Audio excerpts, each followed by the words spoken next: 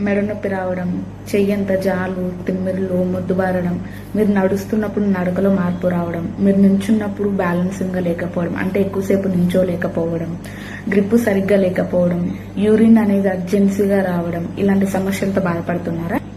అయితే ఈ వీడియో మీకోసమే. దీన్ని సర్వైకల్ మైలోపతి అంటారు.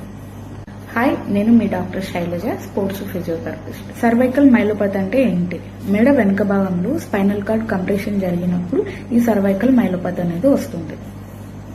సో దానివల్ల జాలు, తిమ్మిర్లు అనేది కామన్ గా చూస్తాం. ఇది సర్వైకల్ రీజన్. ఇక్కడ మిడిల్ లో వైట్ గా కనిపిస్తున్నాయి కదా, మధ్యలో దీన్నే డిస్క్ అంటారు.